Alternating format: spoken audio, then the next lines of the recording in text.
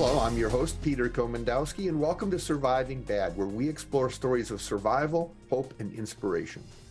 Today, our guest is Amy Neville. She's dedicated her life to educating and spreading awareness of the dangers that killed her son and threatens thousands of our children. She lost her young son, Alexander, to fentanyl poisoning. Her bravery in speaking out is also her legacy in honor of her son and on behalf of all mothers throughout America that need to hear this message. Amy, welcome to the show. Please tell us a little bit about your story. Thank you. Thank you for having me. By all accounts, Alexander was a pretty typical teenager, liked to skateboard, liked to fight with his sister. He was pretty close with his grandmother. At the time he passed away, he had a budding little eBay business. He was packing up his old childhood toys and selling them at a profit, which, was breaking my heart, but he was also growing up at the same time. He was nervous about high school starting in the fall, and we'd talk about that often. We were really close with this kiddo. We talked about everything under the sun. He and his dad would be up late at night. It was summertime. They'd be up late at night watching movies, hanging out together, just doing whatever. We were following, COVID protocol at the time because it was still pretty early in the pandemic. So he had been pretty connected to his friends through Snapchat at that time. That was his main form of communication. He'd go out and skateboard every afternoon and, pretty normal activities going on around the house until he had this funky period in June of 2020 where something was off. And I asked him actually multiple times that week, like, what's going on, dude? Something's not right. But at the same time, it looked like really intense mood swings, like intense puberty. And Alexander was definitely an intense kid and it was puberty time. So things kind of lined up when he'd be like, oh no, I was up late or I ate something bad. So after a couple of days of me asking him, he's like, okay, I got to talk to you guys. And it was Sunday night. It was Father's Day. It's the night of Father's Day. And he sat us down at the kitchen table and he said, I got to talk to you guys. The short story is, he said, I wanted to experiment with Oxy. I got it from a dealer on Snapchat. It has a hold on me and I don't know why. And we were not necessarily surprised, but shocked that we knew we were going to have an experimental phase with this kiddo because he was the kid that came home from drug prevention week in first grade and was like, ooh, tell me more. What does it mean to alter my mind and body? So we thought we were prepared for this moment, right? We had prepared him in talking to him and, that conversation about drugs and everything else matured as he matured. But it was a topic of conversation. So it wasn't like something out of the blue. So we thought we were educated. We thought he was educated on the topics, but no one was talking about fentanyl. That night, we went about our business. He went to bed. I promised to call a treatment place in the morning, which I did. I called a treatment place in Long Beach, California, and they needed to call me back with their recommendation. That day we went about our business. He went and got his haircut. He and his dad went out to lunch. They went and bought gobs of candy, like normal stuff. He went and hung out with some friends that afternoon because as far as, we were concerned, he thought he was going to be in treatment by Wednesday that week. That was the goal he had set for himself. And, unfortunately, we didn't make it till Wednesday. That night he came home about 9:00. Went right up to his room. We said hi to him. And that was the last we saw him until that morning when I went to wake him up for an orthodontist appointment. Take a moment. Sure, moment. It's a tough thing. It is. It's craziness. Like I said, we didn't know about fentanyl. It was not on our radar. Death was not on our radar. The narrative at the time was still very much somebody stole grandma's pills and is sharing them among friends. That's what we thought we were up against. I mean, if only that's what our kids were up against these days. But unfortunately, sometime after 9:00 that night, on June 22nd, Alex took the pill that took his life. I went to his room the morning of June 23rd to wake him up, and he was gone.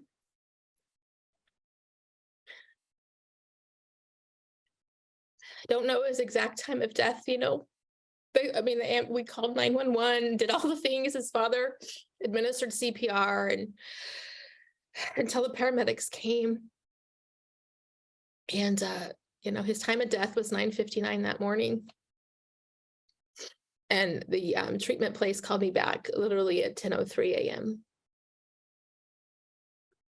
Let's take a short break. We come back. We'll continue our conversation with Alexander's mom, Amy Neville. Stay tuned. You don't want to miss this.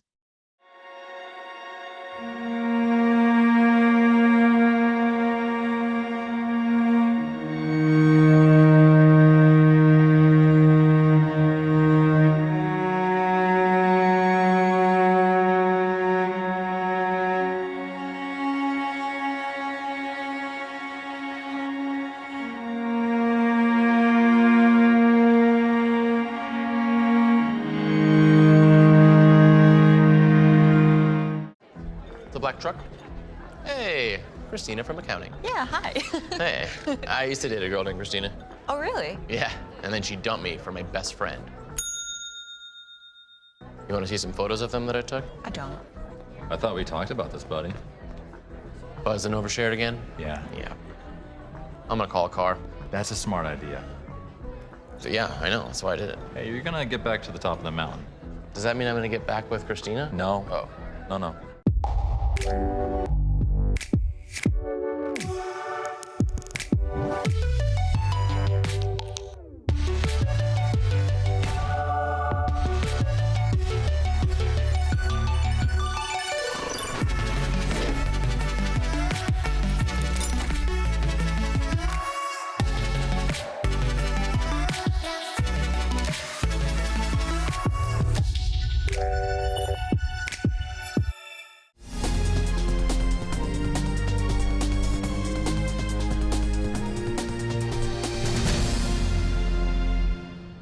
Welcome back to Surviving Bad. We're with Amy Neville, the mother of Alexander, who lost his life to fentanyl poisoning.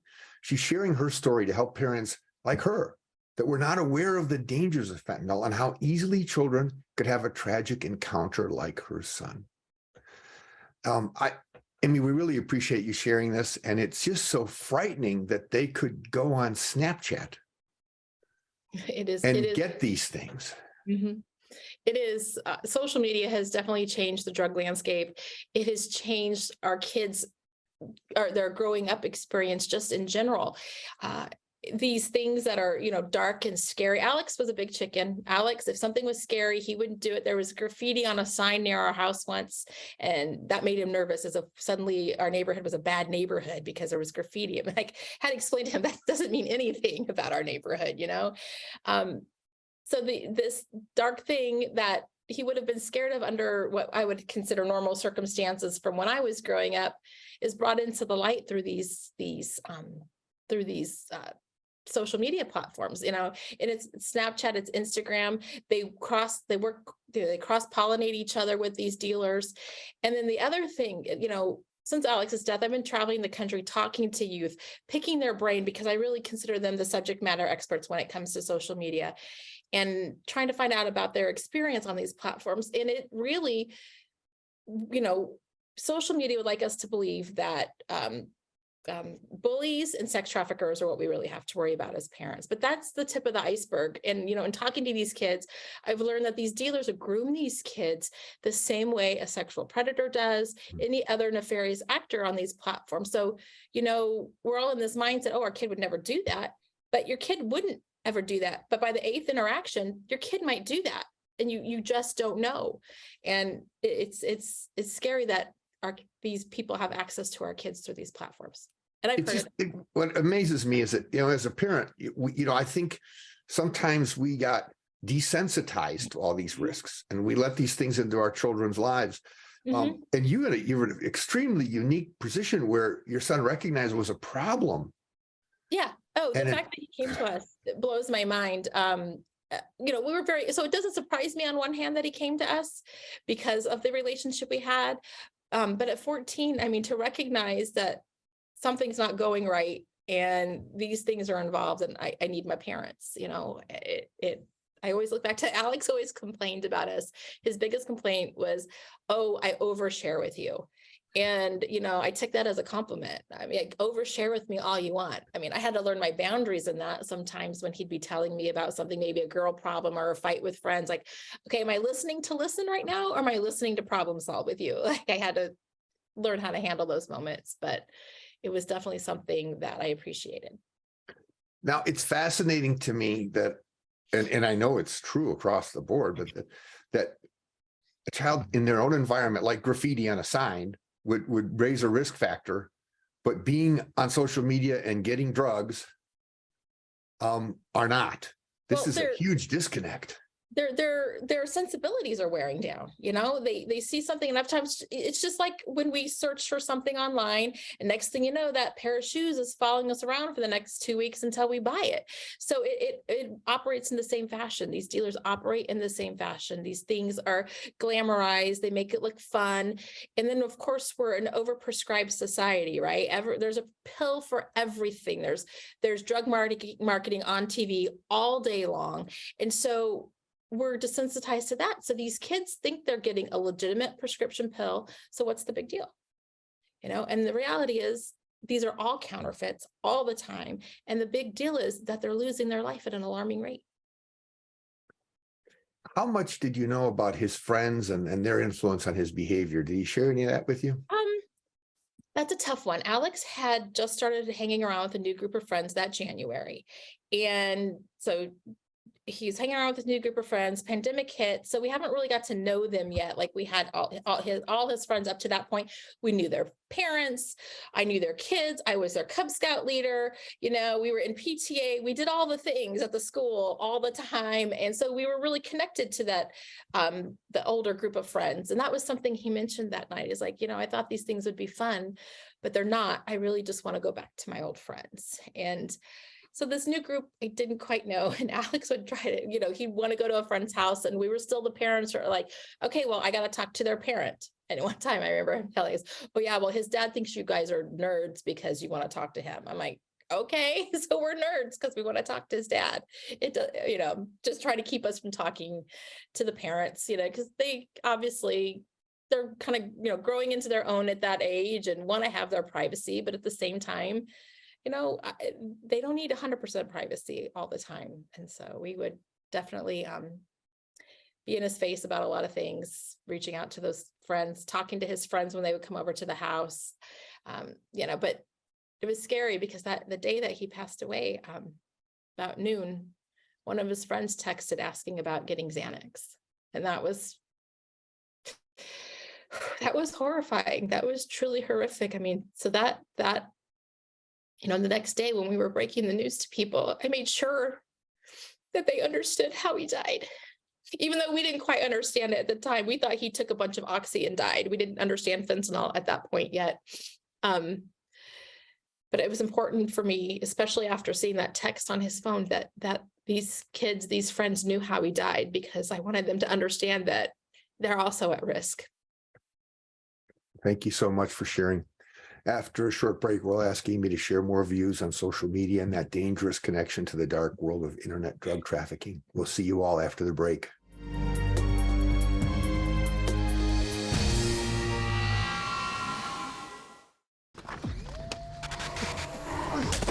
Multiple studies have shown that marijuana can slow both driver reaction and response time, which can be really dangerous.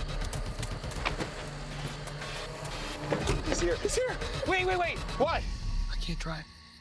Why? My. Oh.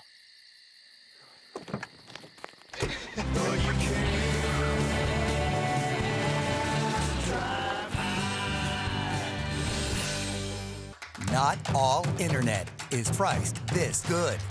Switch to Extreme and go super fast for as low as $19.99 a month for a year. Oh yeah, hook up your home with powerful Wi-Fi, 99.99% reliability, and speeds that are FCC proven to be faster than advertised. Not all internet is priced this good. Switch today and get speeds starting at 100 meg for as low as $19.99 a month for a year. Call 844-EXTREME2 for details.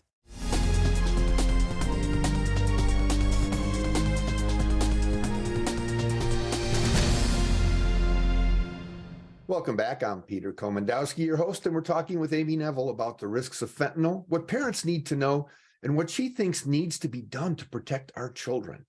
Amy, what are you learning out there? Oh man, it is shocking what I've been learning. So after Alex passed away, that's how we started. We wanted to learn everything we could about fentanyl And what's really happening, because we were still in that old narrative of, kids are going to have an experimental phase and then we're going to live from it. They're going to learn from it and we're going to move on. But I started off by talking to experts. The first experts I talked to were on fentanyl, some leading experts in the nation to teach me about fentanyl and kind of the history of it.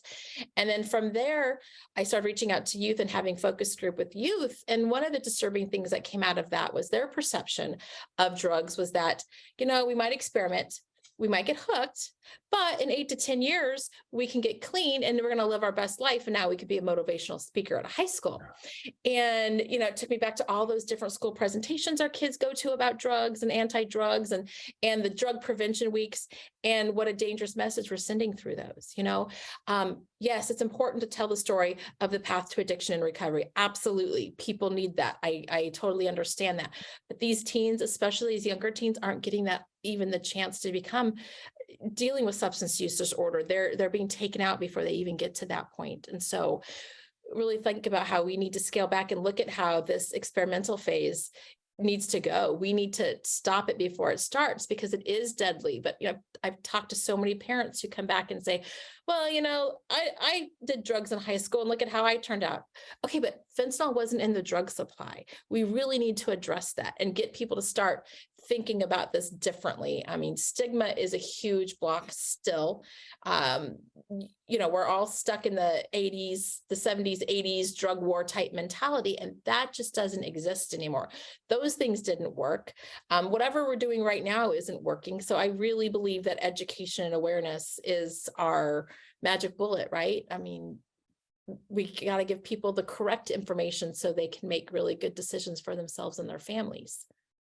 When I grew up, we had suicides, we had drug overdoses, we had mental health problems. We can look back and see it now.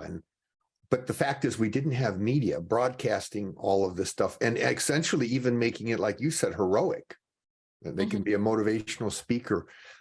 You see a lot of role modeling with kids.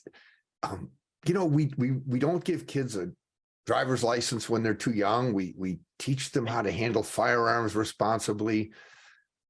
What do you think parents need to do to handle their access to this dark web and the universe responsibly? Well, I think, as far as the dark web, the dark web is now in the light through our social media companies, and you have to pay attention to what your kids are doing on social media. But I also say that as the parent who had the internet turn off every night at 9:00 in the house, and we would spot check Alexander's Instagram account and his Snapchat account, or just check out his phone every now and then, and he knew that was part of the rules, of having a phone. And yet here we still are. So is there any one answer? No, it's situational. It's important.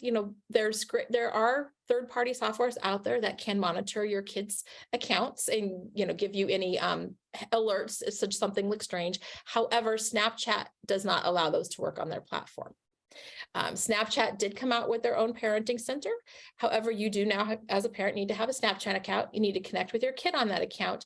And then you still cannot see what your kids are talking about, but you can see who they're talking to, which, okay, that's something.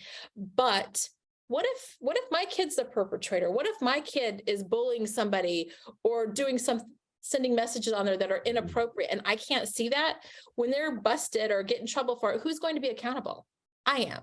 So we need to demand better from Snapchat and these companies that allow young kids on there. Yeah, and there's really no way for an individual parent to keep their kid from not going to somebody else's house or somebody else's place. Something interesting in Snapchat's new parenting centers, they mentioned something about how, well, you don't go in the back bedroom when your kid's friends come over. You're right. I wouldn't do that necessarily. But you know what? I can vet that kid. That kid's in my home. I can talk to them face to face. I can ask for their parents' information. I can get to know them a little bit. And then my mom instincts can also kick in and let me know if something's up. But even once they get in that back bedroom, they still have those social media. They still have that on their phones. They still have access to that. It doesn't change any of that.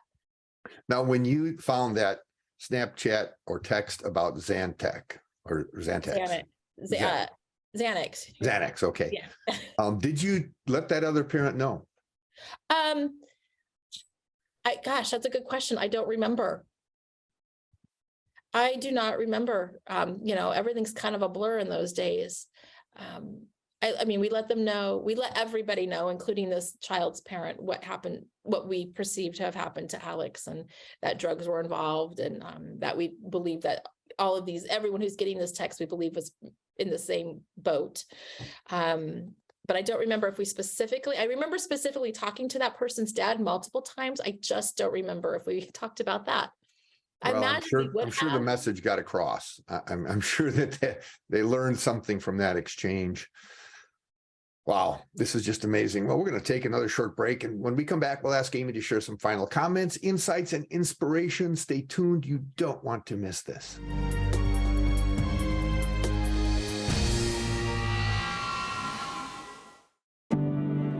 Today, more than ever, you need fast, reliable internet.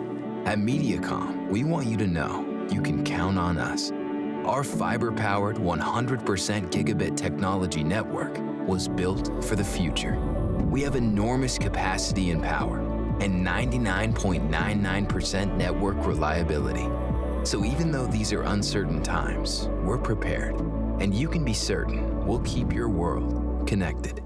If I could go back and change it all, I would. I think I'm gonna miss you the most. I'm sorry. I'm so sorry. I'm so sorry.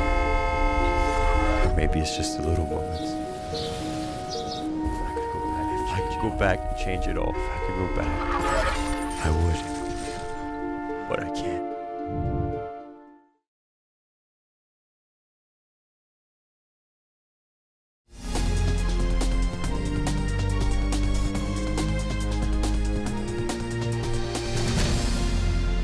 Welcome back. Today on Surviving Bad, we're talking about the dangers of fentanyl poisoning and protecting our children. And we're with Amy Neville from the Alexander Neville Foundation. Let's hear what insights, advice, and inspiration Amy has to share. Amy? Thank you. It's hard to think about what is the right message to get out there, but I think for families especially, we need to understand that the drug game has changed. This isn't the drugs from when we were in high school. This is different, and our kids are dying, and we need to stop minimizing drug use. We need to understand that fentanyl poisoning is out there. It doesn't take a traditional drug issue to die from this. It can happen in any family. It can be that first use. I've met families where kids got something because they had a tooth pulled and mom couldn't afford the pain medication and Catherine's gone, or a young man who got a football injury and was going to tough it out through the weekend. Somebody gave him something for the pain and he's gone. Or the boy who was nervous for a first date and a friend gave him a Xanax to take the edge off and he's gone. Like, these are kids who weren't looking to necessarily get high. They were just looking to treat pain or to treat anxiety, and they're no longer with us. And that can happen in any family. And then when it comes to these social media companies, I mean, drugs are a problem. Sex trafficking is a problem. Bullying is a problem. I mean, the same day Alex died, there's a young man who committed suicide same day through extreme bullying through Snapchat. His mom and I will be forever linked through this anniversary date. But we need to understand that these things are on there. We need to demand better as a society from our social media companies. They have protections. You can go research them yourself, and we need to change that. No, Ford Motor Company didn't change because they had a change of consciousness. Legislation made that happen. Philip Morris didn't change because they had a change of heart. It was legislation that made that happen. And we need to demand better from our social media companies and from our government in these areas. What else can I add for you? I want people to understand. The question I have for you is, what would you tell kids? What would you tell teens? Oh man, the media, the internet, the dark web is creeping between parents and children. It's creeping between everything we learn about caring for our kids and what we do for them and separating them from us. Well, with the Alexander Neville Foundation, we do have a peer-to-peer prevention program. And through that, we give the kids the knowledge, right? And the knowledge actually comes from the kids. I think of it as something that's run by the youth. I just kind of help facilitate it. And the idea is that they get the information, right? And they have that information to make good decisions when their number's up, right? Or help their friends make those good decisions. Like, remember what that lady told us? we shouldn't do this. Or, they can't do presentations at their schools. I've had kids do science fair presentations. I've had kids do morning announcements, create their own commercials around these subjects and put those things out there. Or, the third level is, when it comes time to show up in DC and let our voices be heard, to come with me and do those things. So I think kids, especially our youth, our teens, those 12 to 17-year-olds have the greatest amount of power in this. And any way we can elevate their voices would benefit us all. Now, how early do parents need to really engage your kids on these discussions, and not just to teach them, but also to let their, like you called it, mom radar and dad radar engage with where they're coming from? Well, I think as early as you're comfortable, because by the time you're thinking about doing it, it's probably too late. They probably already know something and have been influenced by something.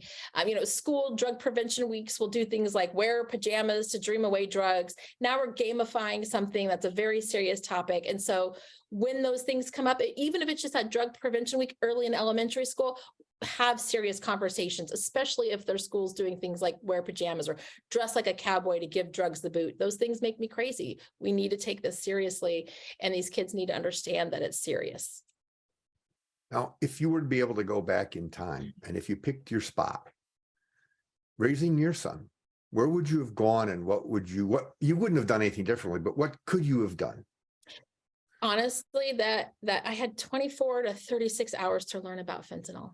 And I just wish somewhere in that 24 to 36 hours, something clicked and some piece of information came through to me, because had we known about fentanyl, our reaction that Sunday night would have been very, very different. I know us as a family. I know how we've treated things in the past. We would have, we would have moved mountains to keep him safe. And again, we didn't realize what we were up against. As you're out there talking to parents, what's the response been like? The response is typically, why is no one talking about this? Or I've seen it on the news, but I didn't realize how it was impacting our communities. So it really is the big message on why is no one talking about this. And my ask for everyone is, once they've talked to me, is go tell 10 people. Tell at least 10 people about it, have them go look it up themselves, and then have them tell 10 people, because we really need this information to spread like wildfire in our communities and people to really understand it if we're going to make any headway on it. Well, thank you so much for sharing, Amy. And we're going to ask our viewers to go tell 10 people. Thank you all for watching. Check out our website, ahealthyiowa.org, and keep your eye on MediaCom MC22 for our next episode of Surviving Bad, where we explore stories of survival, hope, and inspiration. On MediaCom MC22, your local programming leader.